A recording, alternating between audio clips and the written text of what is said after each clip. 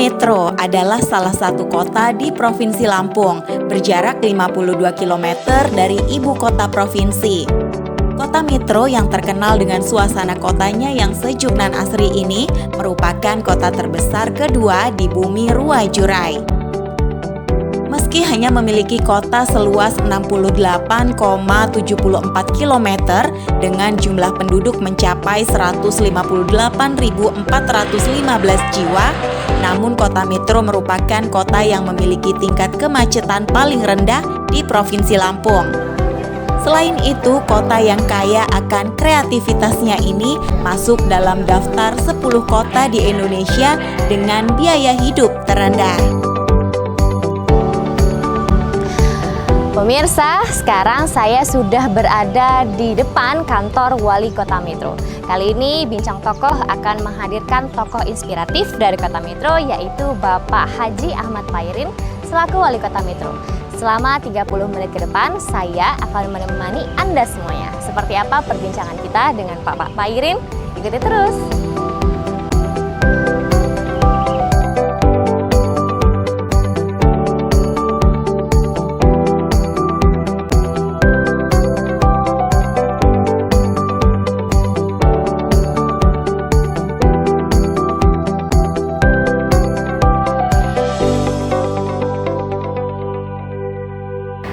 Pemirsa, selamat datang di acara Bincang Tokoh bersama saya Taskiana Aulia Nugrahani.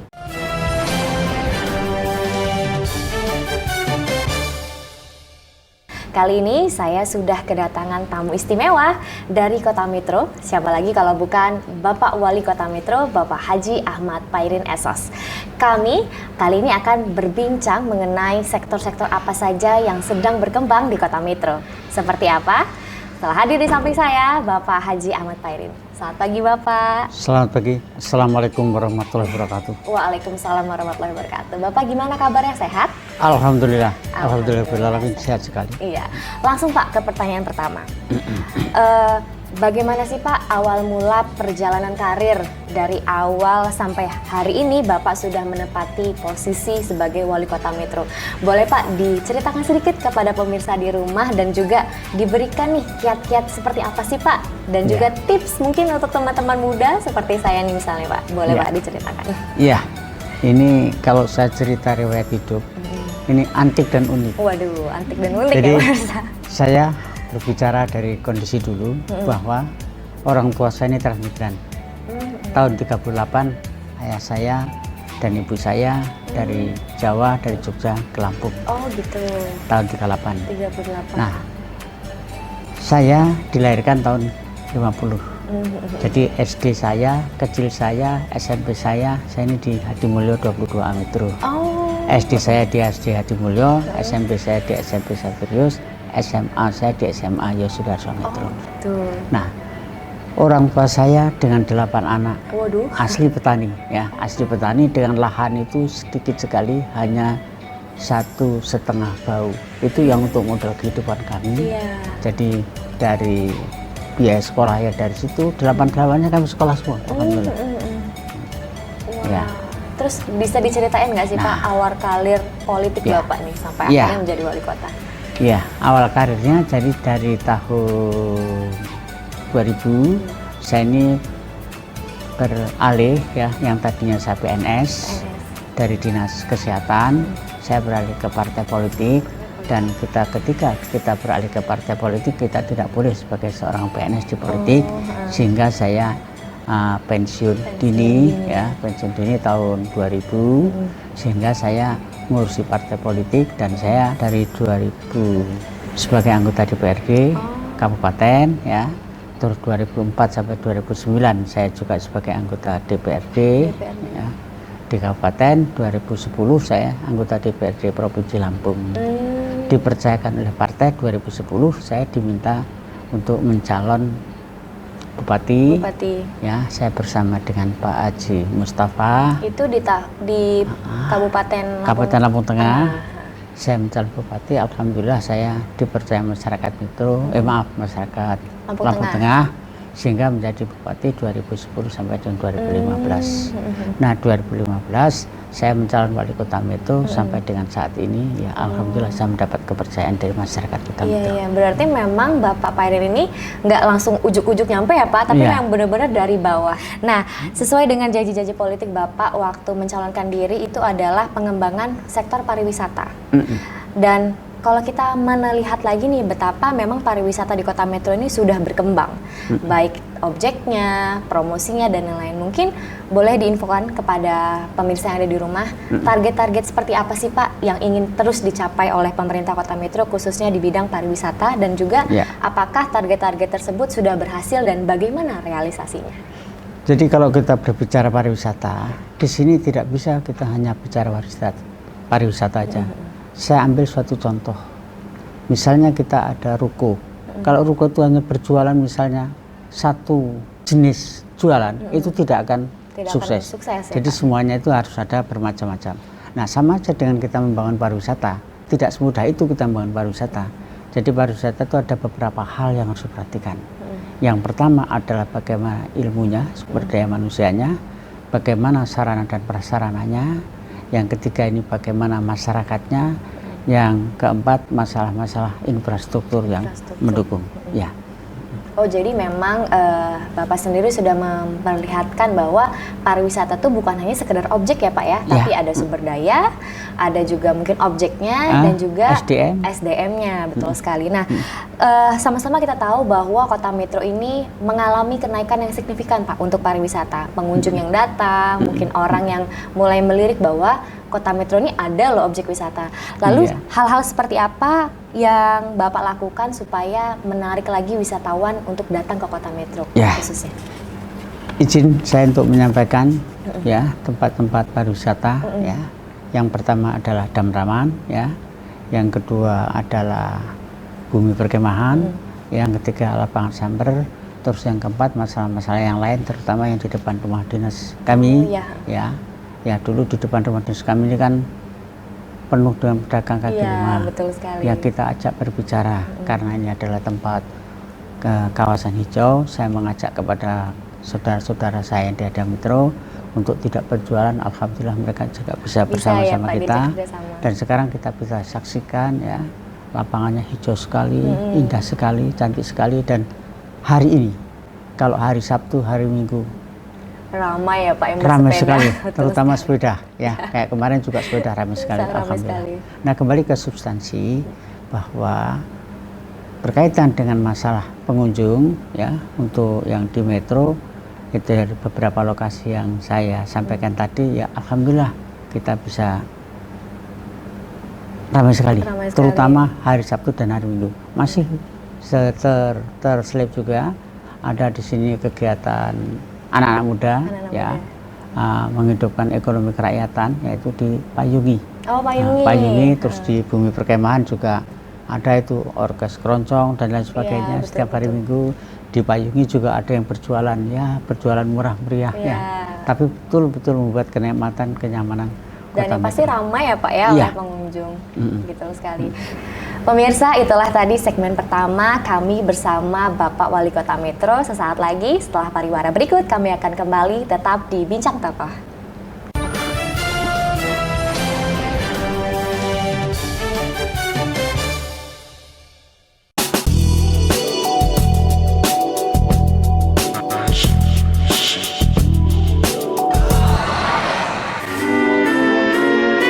Iklan layanan masyarakat ini dipersembahkan oleh Antv.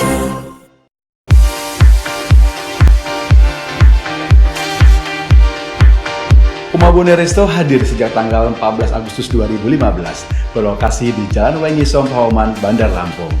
Umabone Resto buka sejak pukul 10 pagi sampai dengan pukul 10 malam. Kami menyediakan menu makanan berat, makanan ringan, hingga aneka minuman, hidangan khas Indonesia, dan seafood. Serta masih banyak menu-menu spesial lainnya. Kami juga menerima pesanan catering dan snack jajanan pasar.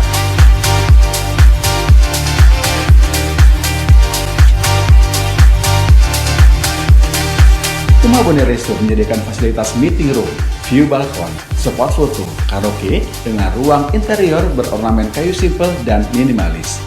Dengan konsep family dan bisnis, Resto kami siap memberikan pelayanan terbaik dalam memanjakan Anda yang ingin bersantai bersama keluarga, sahabat, rekan kerja, maupun orang terdekat Anda.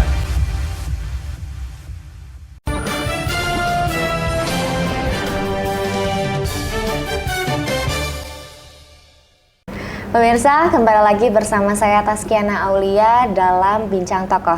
Masih bersama saya, Bapak Wali Kota Metro, Bapak Haji Ahmad Pairin. Pak, kembali lagi Pak, menyambung pertanyaan tadi. Jika kita tadi sudah menjelaskan bahwasannya pariwisata Metro sedang berkembang, target-target, pencapaian, nah saatnya kita berbicara mengenai prestasi. Di bawah kepemimpinan Bapak kurang lebih selama 5 tahun ini, apa saja Pak prestasi di Kota Metro yang mungkin pemirsa di rumah belum tahu nih Pak? Boleh Pak diinformasikan kepada pemirsa di rumah. Terima kasih.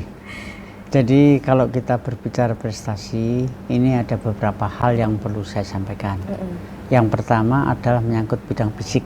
Jadi bidang fisik ya, terutama masalah pembangunan jalan, infrastruktur, memang masih ada beberapa di antaranya yang kurang bagus. Tetapi secara umum pembangunan infrastruktur jalan di Kota Metro sudah sangat layak. Hanya sekarang ada beberapa titik ya yang agak rusak, tapi tahun ini insya Allah akan dibangun ya. Jalan Budi Utomo, terus jalan di Karangrejo ini memang agak rusak, tapi tahun ini insya Allah akan dibangun semua. Jadi kita tidak usah berbicara masalah kewenangan itu kewenangan provinsi, apa itu kewenangan pusat, tetapi semua jalan itu memang ada di Metro. Jadi kami juga punya kewajiban, punya niat ya untuk memperbaiki jalan Budi Utomo walaupun itu jalan provinsi. Oh gitu. Ya. Terus yang lainnya juga masalah pembangunan gedung ya. Ex gedung wanita ya insya Allah kita bangun ya dengan anggaran sekitar ya mendekati 50 miliar ya. Nah, kita bangun sebentar lagi insya Allah bisa dimanfaatkan untuk masyarakat Kota Metro, dan juga pembangunan pasar ya Jalan Sudirman ya itu juga sudah kita bangun insya Allah ya bulan-bulan Februari sudah bisa tuntas, bisa selesai. Kalau untuk yang di Jalan Jenderal Sudirman itu rencana mau dibangun apa tuh Pak? Itu pertokoan. Pertokoan itu ada sekitar 34 ruko ya. Nanti ada 3 lantai. Oh gitu. Jadi ya, memang 3 lantai. Di bawah kepemimpinan Bapak kurang lebih 5 tahun terakhir ini sudah membuat proyek-proyek besar ya Pak ya untuk di Kota Metro. Dan jalan insya Allah ya, jalan insya Allah ini semua dalam keadaan bagus. Dan juga saya berharap tadi menyampaikan yang pertama adalah kota wisata. Kalau kota wisata itu harus dibarengi dengan kenyamanan dan keamanan. Sekali. Kami bersama-sama dengan Bu Kapolres, Pak Dandim selalu menjaga kondisi aman, dan juga kami membuat lampu-lampu penerangan ya di jembatan-jembatan. Alhamdulillah ya semua jembatan di Metro ini sudah terang ya Pak. Terang benderang sehingga kerawanan kenakalan dan kecelakaan sudah sangat berkurang. Itu dalam bidang fisik diantaranya, tapi masih banyak sekali dalam bidang fisik yang belum bisa saya sampaikan. Yang non fisik alhamdulillah kami 10 tahun dalam keadaan WTP, wajar tanpa pengecualian masalah pengelolaan keuangan daerah. 10 tahun Metro ini wajar tanpa pengecualian. Satu. Yang kedua, IPM kami sangat tinggi ya. IPM-nya tinggi 76, sekian ya. Jadi yang tertinggi pertama di Lampung ini adalah Bandar Lampung. Yang kedua adalah Kota Metro, dan IPM kami 76, sekian. IPM itu ada 3 komponen yang dinilai. Yang pertama dalam bidang kesehatan. Bidang kesehatan adalah yang dinilai tentang umur harapan hidup. Umur harapan hidup di Metro ini adalah 71,55 ya. 71,55. Jadi kalau misalnya semua ASN, harapan saya bisa berpensiun di Metro sehingga bisa nyaman ya, bisa panjang umur. Nah, yang kedua yang dinilai adalah masalah lamanya dalam bidang pendidikan, lamanya duduk di bangku sekolah di Metro ini 14,28. Jadi hampir masyarakat Metro semua sarjana muda. Nah, terus komponen yang ketiga yang dinilai adalah tingkat ekonomi kerakyatan. Ekonomi kita ya sangat bagus ya, sangat bagus untuk ekonomi di Metro. Nah, itu tadi kan kita sempat berbincang nih tadi di segmen pertama pariwisata. Barusan juga prestasi baik fisik maupun non fisik. Sekarang kita beralih nih Pak untuk ke pendidikan. Bahwasannya memang Kota Metro sejak dahulu rakyatnya mengenal bahwa Kota Metro ini adalah kota pendidikan. Iya. Bahkan orang luar Kota Metro pun menganggap Kota Metro ini adalah kota pendidikan. Nah, bagaimana Pak cara Bapak sebagai wali kota kurang lebih 5 tahun terakhir mempertahankan predikat baik tersebut, yaitu sebagai Metro sebagai kota pendidikan? Ya, terima kasih. Izin saya sampaikan dulu, saya laporkan kepada para pemirsa sekalian yang terhormat. Alhamdulillah Metro siap ujian dengan komputer. Semua SD ada komputer.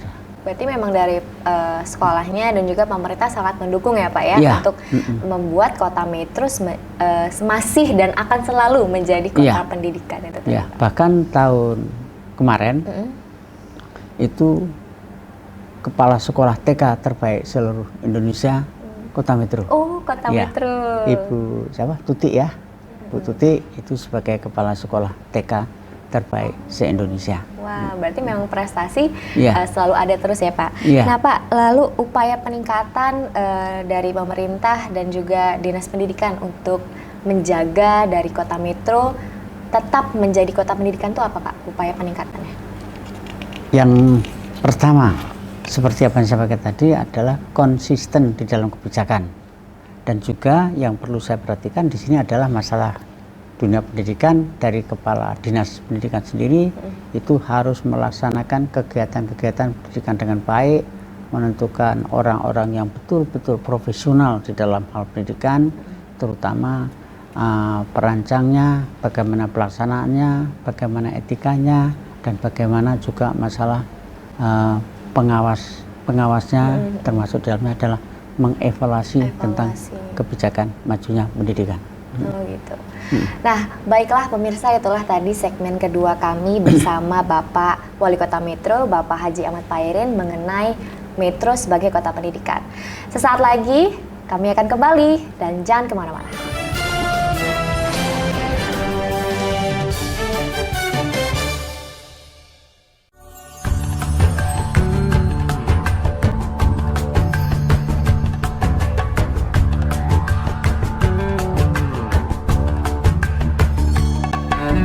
Assalamualaikum warahmatullahi wabarakatuh. Segenap karyawan dan karyawati Agensi ANTV Lampung, Suma Media Tama mengucapkan Selamat Hari Raya Idul Adha 1441 Hijriah. Minal aidin wal faizin. Mohon maaf lahir dan batin. Wassalamualaikum warahmatullahi wabarakatuh.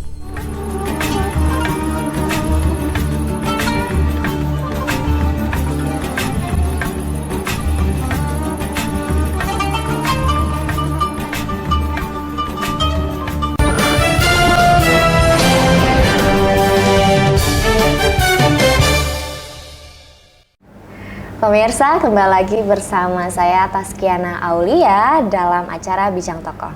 Pastinya kami masih ditemani oleh Bapak Pairin selaku Wali Kota Metro.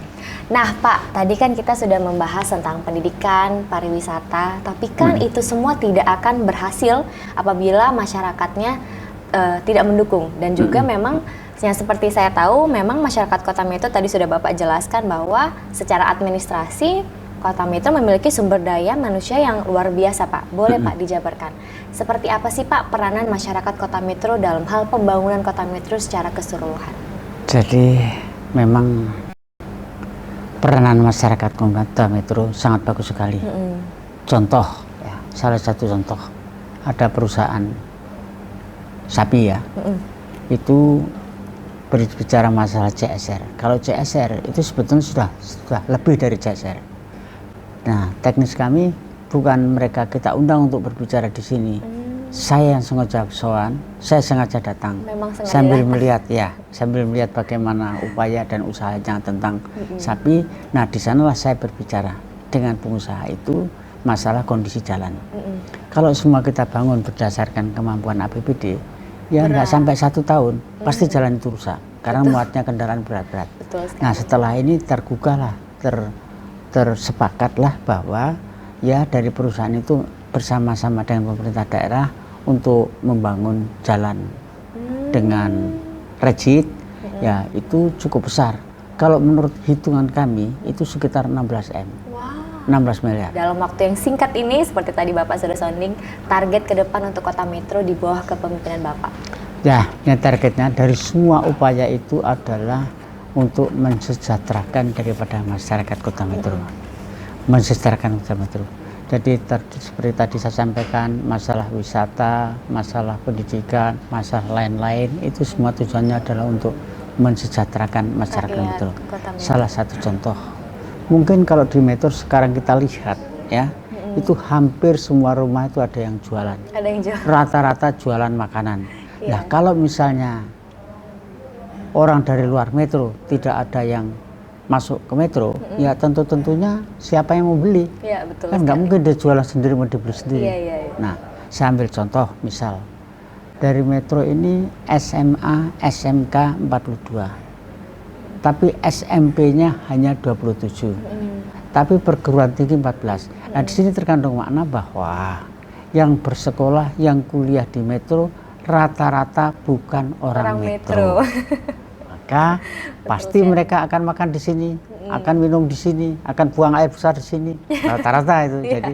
Jadi ya mudah-mudahan akan mendapatkan tambahan masyarakat Metro sehingga angka kemiskinan yang kami laporkan sekarang 5,9 itu bisa berkurang dari 5,9. Betul sekali. Berarti memang secara administratif, lokasi sangat strategis ya Pak ya. Iya. Nah, ini saya sedikit didukung masyarakatnya pula. Iya, betul sekali. Masyarakat Kota Metro pastinya memiliki sumber daya manusianya yang berkualitas ya Pak ya. Nah Pak, sedikit menyinggung nih, balik lagi ke pariwisata. Memang kayaknya Kota Metro ini selalu berusaha menampilkan wisata-wisata yang paling terbaru ya Pak. Kayaknya saya dengar di Sumbersari, wisata alamnya itu melaunching Flying Fox terpanjang di Indonesia. Iya. Mungkin pemirsa ada yang belum tahu Pak. Iya. Boleh Pak diceritakan bagaimana awal mulanya wisata alam tersebut bisa tercetuskan dan bagaimana proses pembuatannya itu sendiri Pak? Iya. Jadi masalah dinas bukan hanya Dinas Pemuda dan Olahraga. Semua kita minta untuk berkreasi. Apa yang bakal dikerjakan? Jadi kalau kita bekerja itu harus diawali dengan sumber daya manusia yang cukup, ditambah membuat perencanaan yang baik. Nah, setelah membuat perencanaan yang baik, kita baca perencanaannya adalah untuk Dinas Pemuda, Olahraga dan Pariwisata. Salah satu diantaranya adalah untuk membuat playing fox, dan itu harganya nggak murah. Harga sekitar di atas 2 miliar. Nah, dengan program itu saya minta untuk dipresentasikan di ruangan sebelah ini.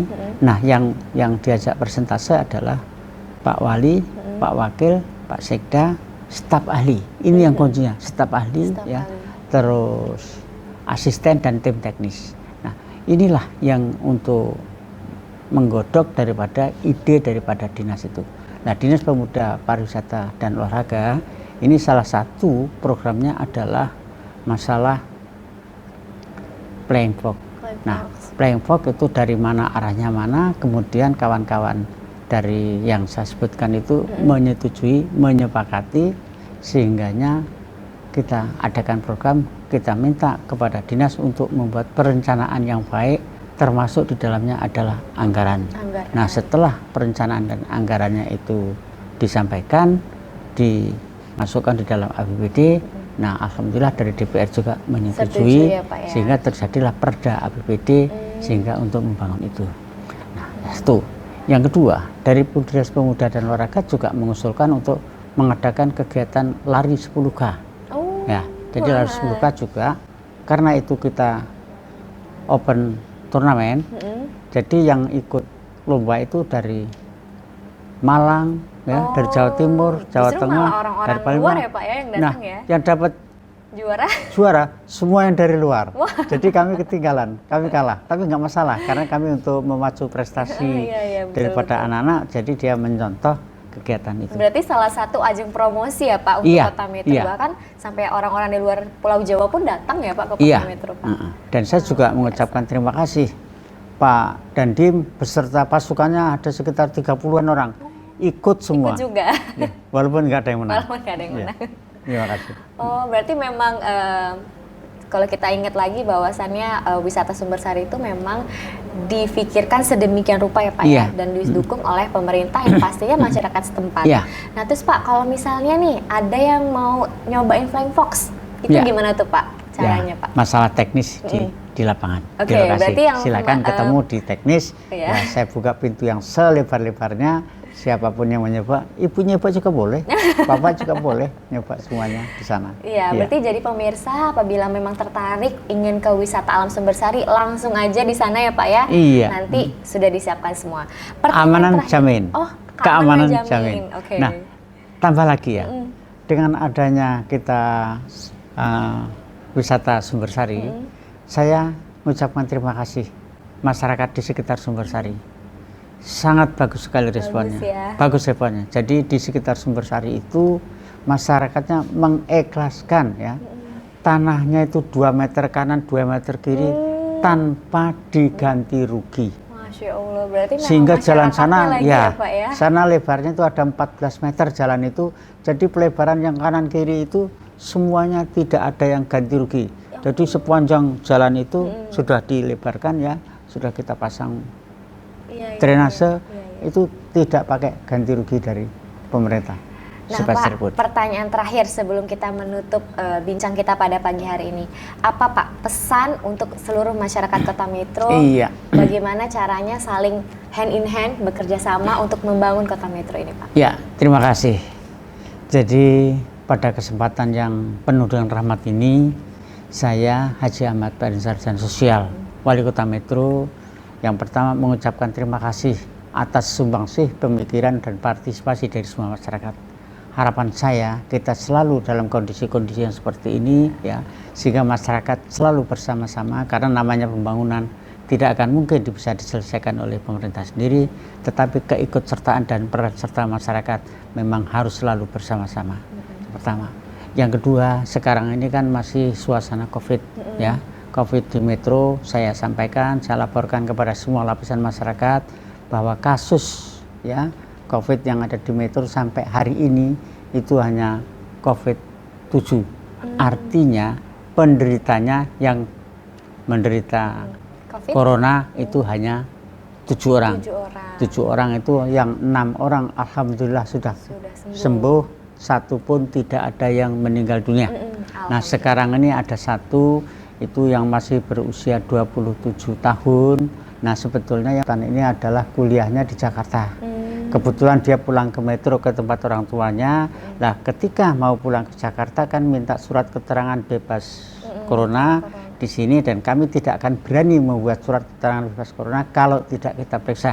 Mudah-mudahan dalam waktu selanjutnya corona tidak ada lagi di Kota Metro. Betul sekali, Terima kasih. amin. Sama-sama kita doakan semoga memang COVID ini bisa hilang. Pak, terima kasih atas waktunya. Oh iya, monggo. Terima kasih lagi sudah diberikan kesempatan berbincang. Iya. Luar biasa sekali. Nah, pemirsa, itulah tadi sedikit perbincangan saya bersama Bapak Haji Ahmad Farid SOS selaku Wali Kota Metro. Saya Taskiana Aulia Nugrahani selaku host pamit undur diri berserta kru yang bertugas. Sampai jumpa.